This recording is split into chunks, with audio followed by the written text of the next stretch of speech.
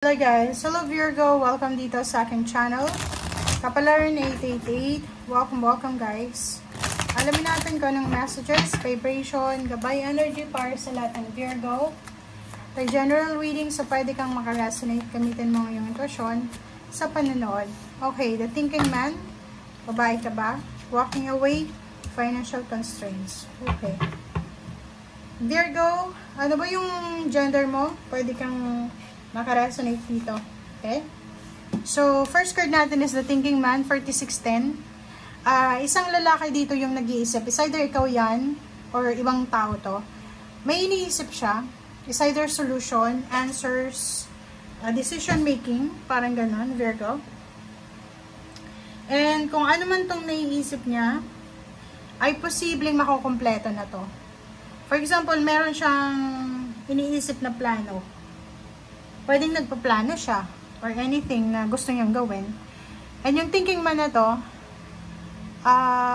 posibleng makuha niyo na yung tamang solusyon or tamang mindset talaga.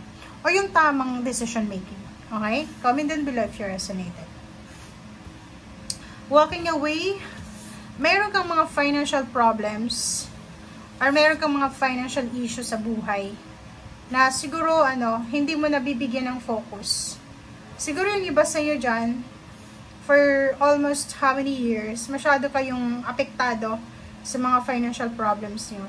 For example, may mga problema kayo sa financial and then apektado yung emotion niyo. May, gipit na gipit ka sa pera, tapos yung apektado yung emotion mo, palagi ka nag-aaway ng karelasyon mo, ng pamilya, parang ganun. And nakikita ko sa'yo sa ngayon na siguro ang magiging solusyon mo sa ngayon, okay,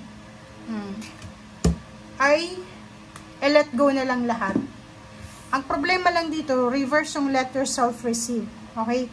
So, ibig sabihin, meron ka, Virgo, na mga tao sa buhay mo. May mga tao dyan sa buhay mo na gusto kang tulungan, gusto kang bigyan ng tulong. But, parang dahil sa pride siguro, hindi ka masyadong lumalapit sa kanila. So, dyan sinasabi na hayaan mo ang ibang tao na ibigay sa'yo. Like, for example, your protection, pag-aalaga, pagmamahal, tanggapin mo siya without guilt or apologies. Meron ganun, diba?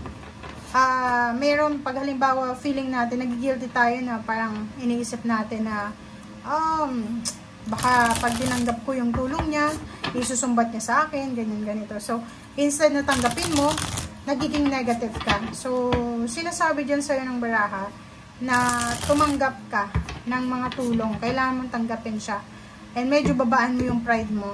Okay? Babaan natin yung pride. Kita ko, sir, dito may mga financial issues ka na siguro i-ignore mo na lang. O, tingnan mo yung 5 of Pentacles, diba? Financial problems, physical health problems, walking away from financial constraints, a double confirmation, 2 cards, dalawang baraha yung nagsasabi sa'yo ng financial problems. So, pwedeng sa ngayon, i-comment mo sa comment section kung may mga problema kayo sa pera. And nakikita ko sa'yo dito na sinasabi sa'yo ng future mo na lahat ng mga hindi natuloy ay posibleng matutuloy na.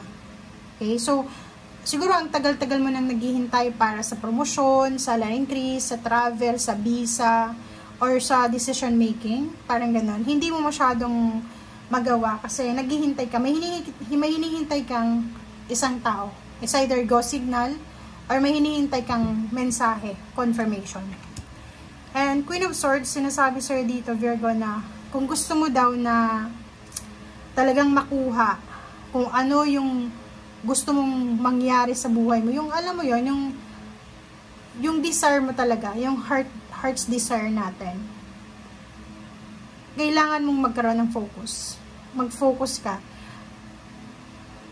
Nakita ko yung energy na to sa Aries. Kasi pwedeng yung Aries, hinihintay ka rin.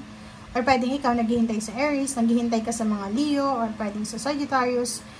Sinasabi sa'yo dito na kailangan mong maging focus. Dapat alam mo kung ano yung gusto mo sa buhay. Kasi minsan, di ba, hindi natin alam. Parang everyday lang okay, gigising sa umaga, okay, pagkagabi tulog na naman, parang ganun. Parang iniisip mo na, okay, ganito yung buhay ko, magtatrabaho, tutulog, trabaho, tutulog. Hindi.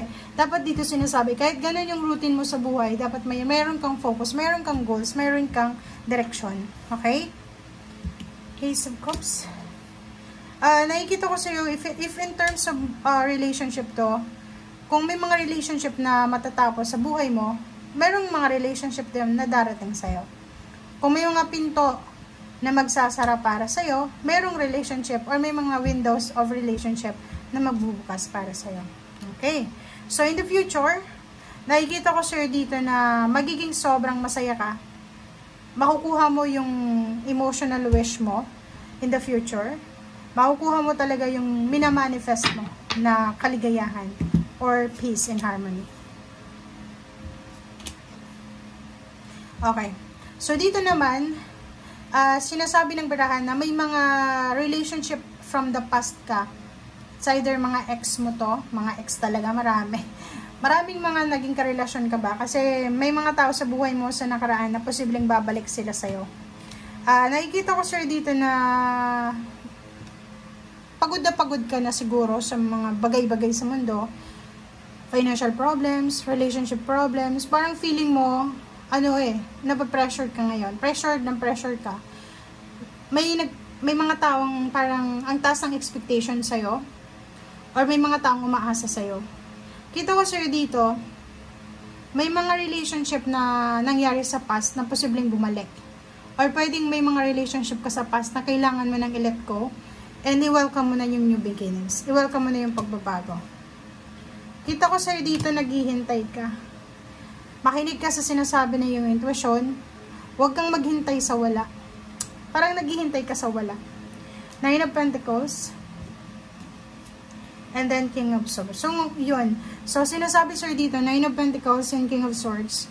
Kailangan mo daw mag-focus sa trabaho. Kung may trabaho ka sa ngayon. Kung may mga financial problems kayo, i-focus nyo na lang yung problema nyo na yan sa trabaho. Okay? I-google nyo yung mga emotion mo yan na negative sa trabaho. Okay? So, Queen of Wands, nakikita ko sa'yo dito, huwag kang masyadong mag-alala. Malalampasan, ma-overcome mo to ng mga financial problems, emotional problems na yan. Ang kailangan mo lang is mag-focus ka. Focus lang. Focus lang yung pinaka-importante dito guys. Ang self-discipline. And yun, huwag kang masyadong maging negative. Huwag masyadong maging negative. Kung pagod ka na, magpahinga ka. Walang masama sa pagpapahinga. Walang masama sa pagtigil. As long as na hindi ka magki-quit. Okay? Babalik at babalik ka pa rin. Okay? Thank you guys. Bye!